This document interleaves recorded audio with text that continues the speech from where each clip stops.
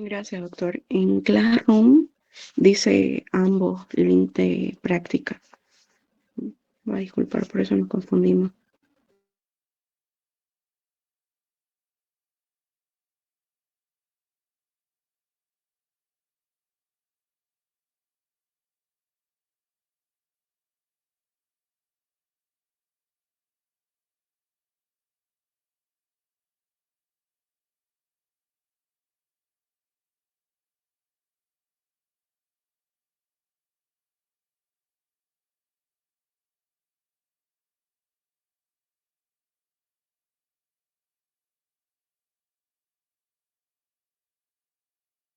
Buenas noches, ¿pueden activar su cámara, por favor? Los que estén en la sala.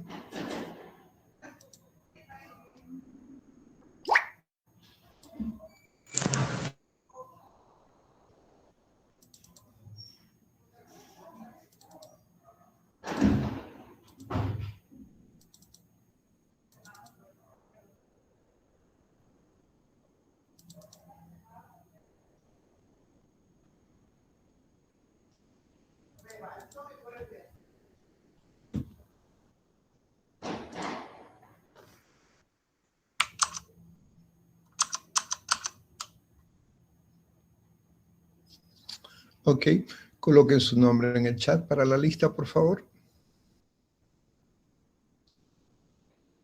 Y pueden apagar sus cámaras.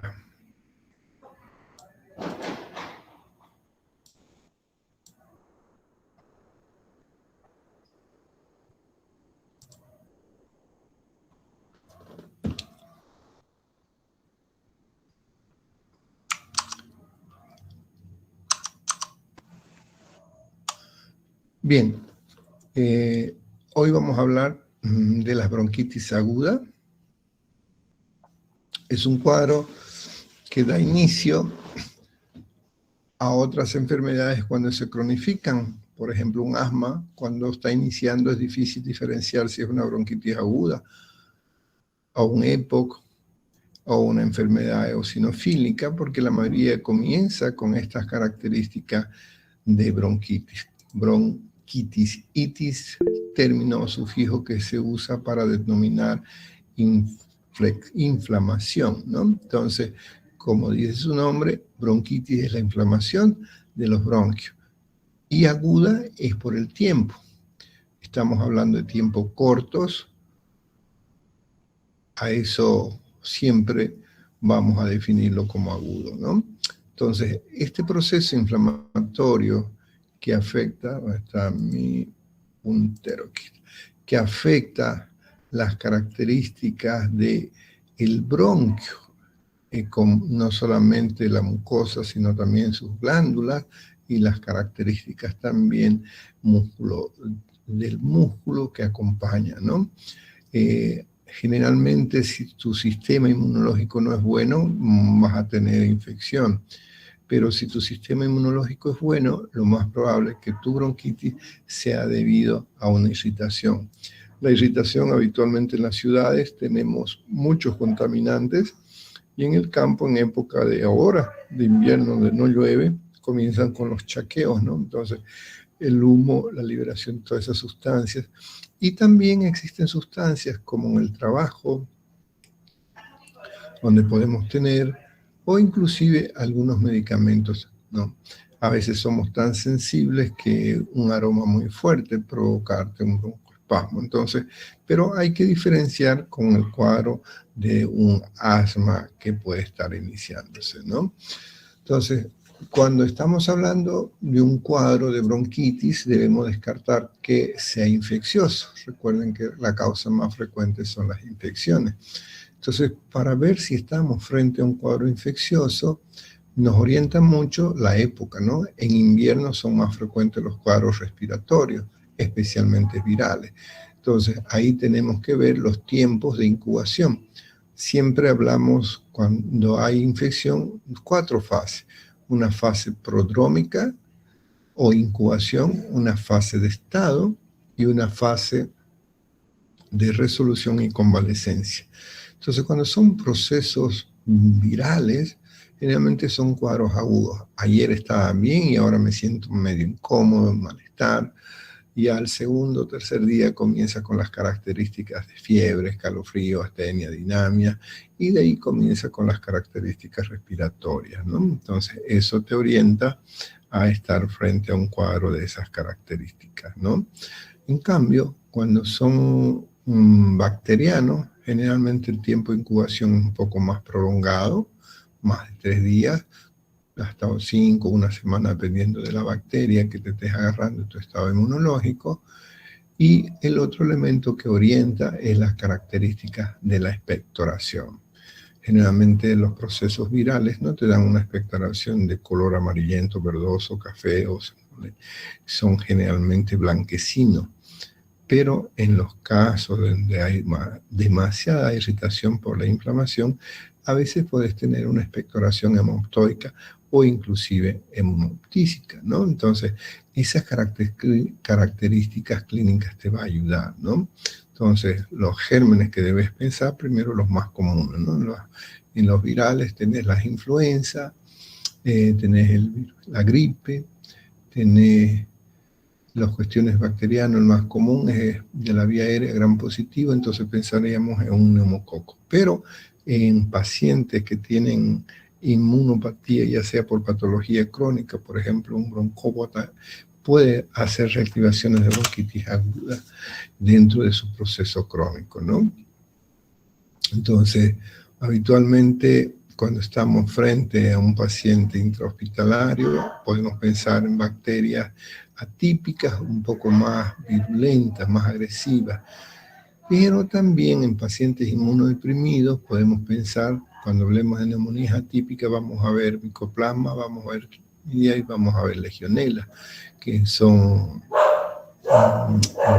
bacterias no habituales en este tipo de patologías respiratorias, ¿no? Habana, Balto, basta. Para entender un poco las manifestaciones, debemos entender la fisiopatología. Si un paciente tiene tos por una irritación bronquial, ¿cuál sería la causa que le está provocando? Tomemos como ejemplo cuando ingresa un agente viral, cualquiera de los virus, ingresa al epitelio, lo infecta, comienza su replicación y como respuesta de la inflamación hay una descamación celular, se provoca un aumento del tejido mucoso, un edema, y hay liberación de mediadores proinflamatorios, como ser la interleucina 8, el factor de necrosis tumoral, y esta respuesta hace de que el organismo responda con glándulas mucosas en mayor producción como respuesta, y este moco primero es viscoso, ¿no? Este proceso inflamatorio también afecta el movimiento de los cilios, entonces hay una disfunción que puede llevar inclusive a una parálisis, dándonos el signo que se conoce como un tapiz rulán, porque es como un tapizado, ¿no? Lo cual, esto, al no tener los movimientos propios, obviamente que va a haber una retención de ese moco y ese moco va a favorecer que haya una mayor colonización y además que puede llegar a obstruir esa vía aérea, dificultando el ingreso del oxígeno y la salida del dióxido de carbono, ¿no? Entonces, cuando hay este proceso inflamatorio con la liberación de estas sustancias, es frecuente tener constricción de la musculatura, es decir, broncoespasmo. Esto es más activo cuando hablamos de asma, ¿no? Entonces, aquí esta broncoconstricción habitualmente está dado por la endotelina 1 y los reflejos vagales, ¿no? Esta broncoconstricción, obviamente, como les decía, no va a favorecer el intercambio aéreo porque hay una reducción de su luz. Entonces vamos a ver que cuando buscamos la relación del índice de ventilación-perfusión, pues vas a tener menor ventilación y un mayor perfusión, especialmente en las zonas que están obstruidas, ¿no? A medida que el proceso avanza, la secreción mucosa que se va acumulando activa más ese proceso de la tos para tratar de eliminar compensada, inclusive puede estar hasta 3 semanas como respuesta residual a ese proceso inflamatorio. Entonces, vemos en el interior, por ejemplo, tomamos el sinergismo entre un micoplasma y un virus. Fíjense que se favorece, nuestro organismo está ocupado defendiéndose de la bacteria y el virus está aprovechando esas características. Entonces, esta respuesta medidora para tratar de destruir ese proceso, ese agente infeccioso, el organismo termina provocando zonas de células con necrosis, dando un desprendimiento hacia la vía aérea, ¿no? Este micoplasma, este virus, pueden haber ese sinergismo que complica aún más el proceso inflamatorio, ya que se adhieren al tejido provocando un mayor proceso inflamatorio, ¿no? Es, por ejemplo, qué pasa en el micoplasma y qué pasa con el virus. Por ejemplo, si miramos la influenza, vamos a ver que hay un sinergismo negativo para nosotros porque el virus favorece que haya una mayor adherencia del Streptococcus aureus, ¿no? Una bacteria que conocemos, gram positiva, pero más complicada, o el Haemophilus influenza, o el mismo neumococo, Streptococcus pneumoniae, ¿no? Así que esto hace de que el sistema de defensa de nuestros glóbulos blancos, nuestros macrófagos, polimorfos, están atendiendo este cuadro viral y ahí aprovechan nuestras bacterias que están circulando, ¿no? Y esto complica más en los pacientes que ya tienen su sistema de defensa alterado, por ejemplo, la bronquitis crónica, por ejemplo, la EPOC. Recuerden que son enfermos crónicos, pero pueden tener etapas de remisión y de ahí vuelven a activarse como un cuadro de bronquitis aguda, ¿no? Entonces, imaginamos la luz, tenemos el epitelio, miren cómo hay el acúmulo de las glándulas.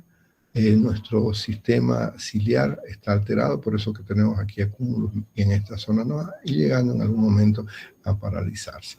Pero no es solamente el problema de la obstrucción por el moco, sino también el problema está la contracción de las fibras musculares, los cuales si sumas a esos elementos, pues vas a tener una disminución importante de la luz. Mientras mayor es la respuesta, mayor contracción, y lo vamos a ver notado por el paciente que se queja de disnea, ¿no? Entonces, a medida que va pasando el proceso, aumenta tu capa mucosa, aumenta tu capa glandular, aumenta el edema del intertejido, más el problema de la contracción. Entonces ya puedes imaginarte que esa luz se puede cerrar con la consiguiente respuesta del reflejo ante la hipoxemia, que es la taquipnea, que es la activación de los músculos respiratorios, ¿no? Entonces, esa fisiopatología, si nosotros la comprendemos, vamos a ver que podemos comprender mejor las manifestaciones para poder tomar en cuenta en qué momento estás. Entonces, siempre me van a escuchar en clase cuando estemos hablando de un proceso infeccioso en el sistema respiratorio, pero esta lógica se aplica también a cualquier parte de los órganos. Tenemos que identificar primero, imagínense 3 anillos que están unidos. Un anillo, el agente, el otro anillo, el huésped, y el otro anillo, el medio, ¿no? Entonces, ¿qué miro primero? El huésped. ¿Es un huésped? ¿Es una persona? ¿Es un enfermo que tiene defensas buenas o que tiene defensas malas? Entonces, el huésped, un inmunocomprometido, obviamente que tengo mayor posibilidades de complicaciones de un cuadro simple, una bronquitis, que puede desarrollarse una neumonía, bronconeumonía, sepsis o choque, ¿no? Entonces, vamos a ver que el cuadro puede comenzar como si fuera un cuadro de resfrío, un cuadro catarral, con picazón de la nariz, estornudo, molestia en la garganta, después un poco de afonía, es decir, que la voz está un poco ronca. Después vamos a ver que le molesta para alimentarse, hay una disfagia, y de ahí comienza la tos. Y esa tos, a medida que aumenta su intensidad, por la contracción de los músculos más la irritación del epitelio, te provoca un dolor retroesternal que se exacerba con el acceso de tos. Entonces, ahí ¿Estás en el periodo prodrómico o en el periodo de estado? Ya estás en el periodo de estado. Entonces, cuando tu paciente viene en esta etapa, tenés que preguntarle desde cuándo, como venimos hablando en la práctica, cada manifestación, desde cuándo tengo que averiguar para ver en qué momento estoy. Si tuvo un malestar de periodo corto, su astenia, su decaimiento, voy a pensar en un cuadro viral. Pero si su cuadro prodrómico es más de 3, 5 días, 7, 2, 3, voy a pensar en un cuadro bacteriano, dependiendo de dónde, ¿no? De ahí que es importante identificar primero el periodo de incubación. Y de ahí a medida que está el proceso, lo que está la enfermedad, vamos a ver que esa tos que de inicio era seca, se convierte en acompañada de expectoración. Y esta expectoración de inicio es escasa, de ahí va aumentando y es importante la coloración. Muchos de tus pacientes te van a decir, doctor, ya estoy mejor porque está madurando mi tos. Ellos no se dan cuenta que a lo que llaman madurando, a lo que dicen esa tos, ¿por qué creen que está madurando? Porque ya la flema se ve verde. Más bien eso es a lo contrario, se está complicando. Porque el moco tiene que ser blanquecino, natural, y si está aumentado en viral, aumenta la cantidad, pero no cambia el color. Cambia un color verde, amarillento, lo más probable es que estamos frente a un neumococo. De ahí la importancia. Entonces, el criterio de la fiebre, ambos pueden tener bacterianos o virales. Perdón, eso es hambre. Hay que ver entonces qué tan alta es la fiebre. Vamos a ver cuando hablemos de la neumonía típica que hay algunos procesos bacterianos que tienen fiebrecita y hay otros que tienen fiebre sanga, ¿no? Bueno, está mal dicho, fiebre sanga se dice hipertermia, ¿no? Temperaturas muy elevadas. Entonces, a la inspección, mientras estás hablando con tu paciente, vos notas una fase congestiva, ¿no? Los ojos rojos, la nariz roja. Ahí típico de un cuadro catarral.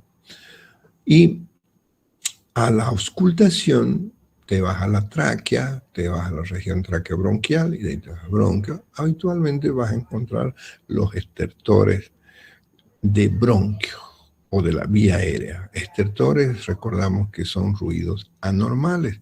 Estos pueden ser estertores secos, roncus y sibilancia, o estertores húmedos crepitantes, de pequeña, mediana, gran burbuja, como hemos aprendido en semiología. Entonces el paciente habitualmente tiene roncus y sibilancia. Algo que nos ayuda un poquito a orientarnos si estamos en el inicio de un cuadro, una bronquitis asmática o es una bronquitis aguda, es la sibilancia. En los cuadros bronquitis aguda, la sibilancia está tanto en inspiración como en la expiración.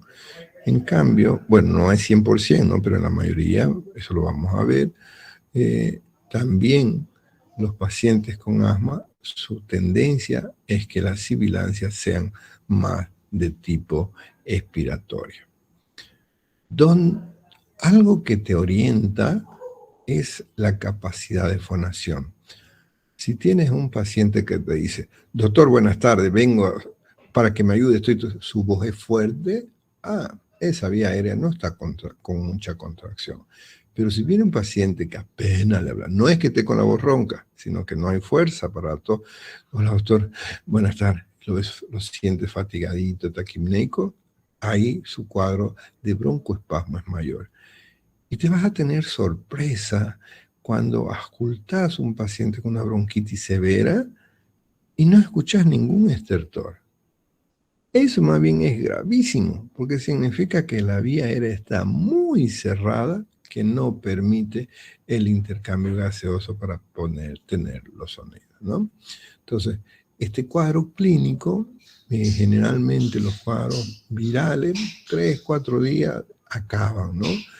Pero en ocasiones, como les mencionaba hace un momento, podemos tener cuadros con proceso inflamatorio residual hasta más de 2 semanas, pero nunca de meses, ¿no? Si estamos con cuadro de meses, hay que descartar otra posibilidad.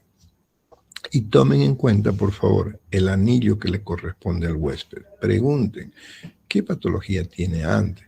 Si el paciente ya trae un problema, pulmonar, ahí tenés que definir de qué se trata.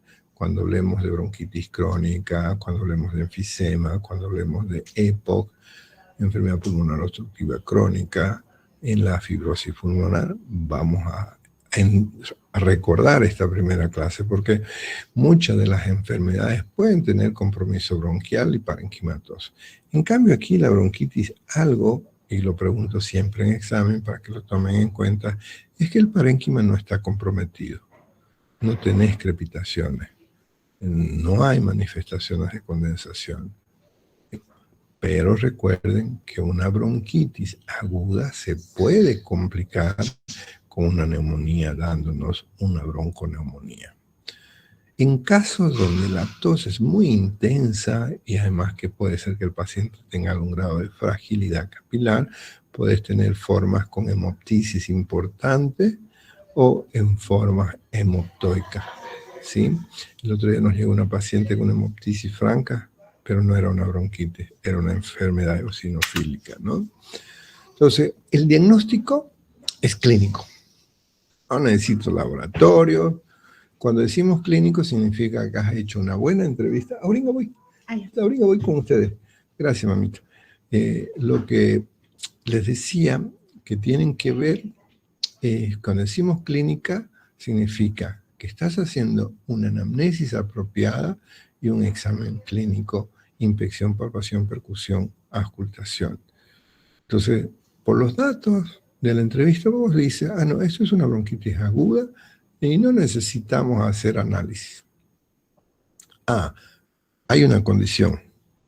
Si tu huésped es inmunocompetente, estás empezando con cuadro bronquitis, puede complicarse. Entonces, en ese paciente sí haré estudios, como vimos en los métodos complementarios, le pediré un cultivo y antibiograma de esputo, le pediré una tinción de Gram, como estamos viendo en el gráfico, para ver si el predominio es Gram positivo o Gram negativo, y en ocasiones hasta le puedo pedir una radiografía o una tomografía. Eso influye el huésped, porque si yo no considero el huésped, lo tomo con una bronquitis simple en un paciente inmunodeprimido, a los 3 días estás con un paciente hospitalizado en terapia intensiva por una insuficiencia respiratoria por un cuadro de bronconeumonía. Es decir, no lo tomaste en cuenta. Pero si tu paciente es inmunocompetente y es solo por cambio de clima, porque se mojó, etc., ese no hace falta ningún laboratorio. Entonces, en base ya tienes el diagnóstico, vas a hacer tu tratamiento. ¿Cuál es tu tratamiento? Sintomático. Si está con fiebre, remedio para la fiebre. ¿Cuál le damos? Un AINE. Hay que tener cuidado cuando decidimos aspirina o ácido acetilsalicílico, porque si es un cuadro asmático es posible que el medicamento más bien complique con un broncoespasmo mayor. Entonces, habitualmente, ¿qué es lo que usamos?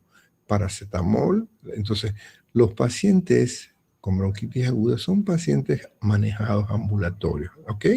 Entonces, mire, don Pedro, mi doña María, le voy a dar esta receta, agarro, pongo el nombre, Pedro Tarifa, fecha 16/06/25, me va a tomar este paracetamol, nombre del producto, ¿en qué? En comprimido. La concentración de 500. La cantidad le voy a dar una cada 6 horas por 3 días para que vuelva a su control. 3 por 3 son 9. Número 10. Tomar un comprimido cada 6 horas. Está con mucha expectoración, tengo que recomendarle que tome bastante líquido, que no sea frío, que no haya cambios de temperatura. Generalmente el mejor fluidificante es el líquido, tomar agua. Pero, siempre hay un pero, si tu huésped es una persona mayor con cardiopatía o riesgo de nefropatía, ahí tengo que tener precaución con los líquidos. Tengo que disminuir la cantidad de líquido, en ese caso le voy a dar un mucolítico. Es la única ocasión en que le recetamos, porque el mejor mucolítico es el líquido. Entonces, no le puedo dar mucho líquido, ok. En mi receta, abajito del paracetamol o del metamizol o el deuxazol, el que hayas decidido, lo que aprendiste en farmacología, vamos a darle algo para líquidos, fluidificar. Ambroxol, ¿en qué? En jarabe, ¿de cuánto? De 30 ml, tomar una cuchara cada hora. Bien. ¿Qué más tenía? Dolor, fiebre. ¿Le doy algo para la tos? Solo si la tos es muy intensa, le damos. Entonces podemos darle dextrometorfano, ¿en qué? En jarabe. ¿Cómo le voy a dar? 1 cuchara 3 veces al día.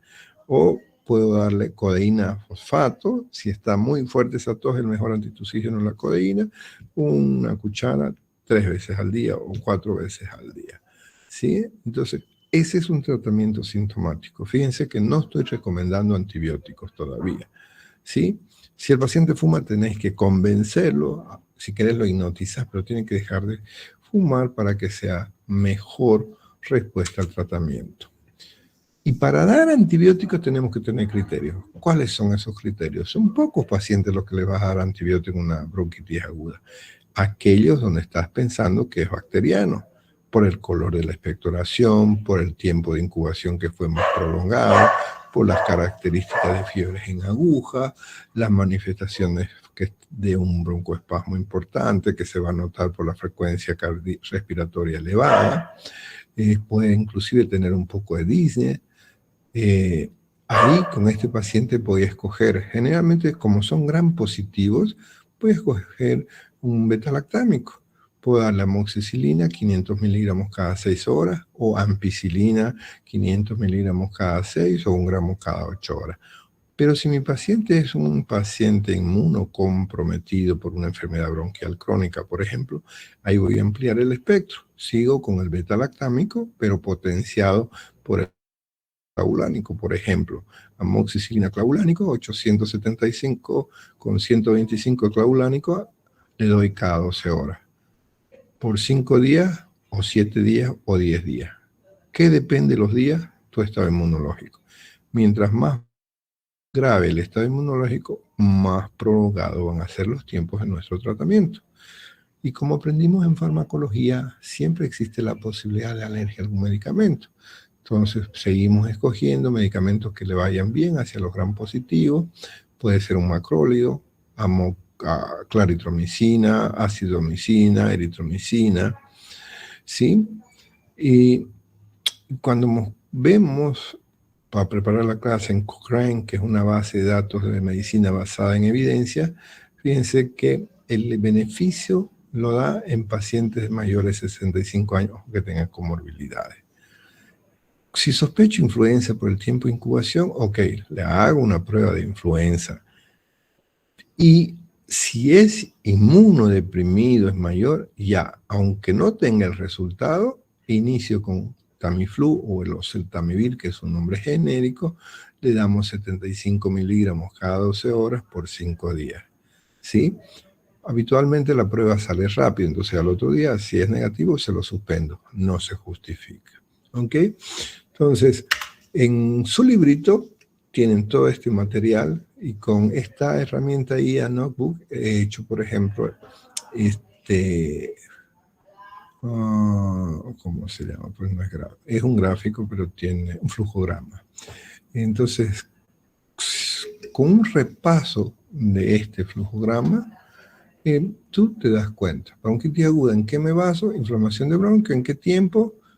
Y aquí tenés tu guía de diagnóstico y manejo. Fundamentos clínicos, tenés que pensar, el 90% de los casos son virales, el otro 10% irritativos bacterianos, recordar la fisiopatología, recordar la evolución de la enfermedad que puede ser autolimitada y que no necesitas ningún medicamento, pero que debes confirmar tu diagnóstico y tu tratamiento. Y la clave, la hidratación, ¿no?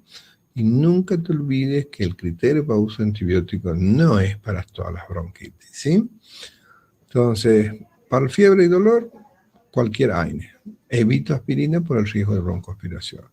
La tos, el que más usamos, dextrometorfano, pero existen hasta el jarabe de abuelita que es miel con cebolla, ¿no? Dicen que ayuda. Yo no, yo prefiero el dextrometorfano todavía.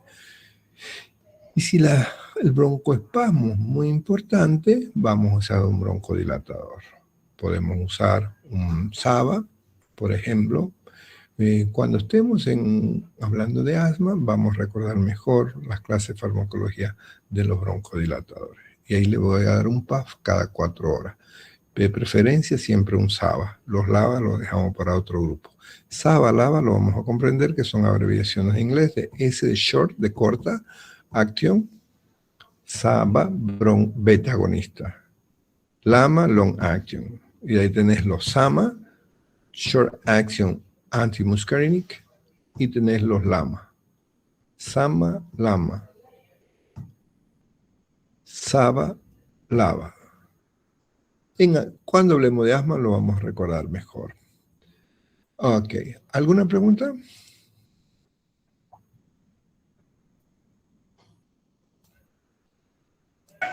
No, doctor. Ok. Yo sí tendría una, doctor, disculpe. Sí, señorita, por favor. El signo de tapiz Roulant, ¿dónde se observaría? ¿En qué prueba? ¿El cuál? Mencionó de que los cilios, luego, digamos, cuando hay bronquitis, tienen un signo que es de tapiz Roulant. Claro, pero es un signo microscópico, ¿no? No lo vemos a simple vista. Podemos sospechar cuando el paciente tiene expectoración y no la está eliminando, decimos, ¿por qué no está sacando si está tosiendo? Por las características de la excitación del proceso de los cilios. Ok, muy amable, gracias. ¿Alguna otra pregunta?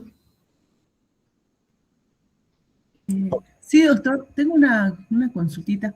¿Hay la posibilidad de que tal vez llegue un paciente que esté con virus y a la vez esté con bacterias, o sea, que esté con un cuadro viral y bacteriano? Sí, sí, claro. Ahí le mostraba el ejemplo en la fisiopatología, porque es común que tu cuerpo se está defendiendo de un virus y ahí aprovecha las bacterias que las tenés circulando en tu árbol respiratorio, ¿no? O a veces tienes una boca séptica, entonces por eso es que el paciente a veces cree que está mejorando porque está madurando y no se da cuenta que el cuadro viral ahora se le está complicando con un cuadro bacteriano.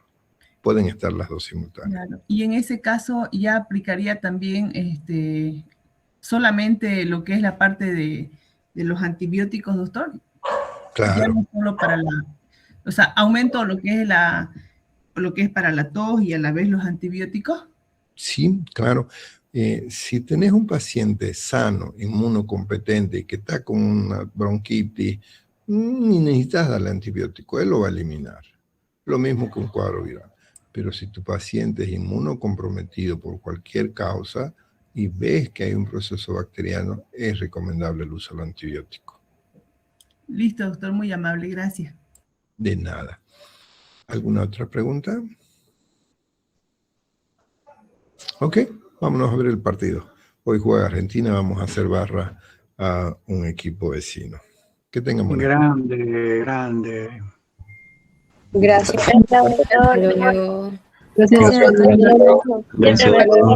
Excelente, doctor. Gracias a Dios.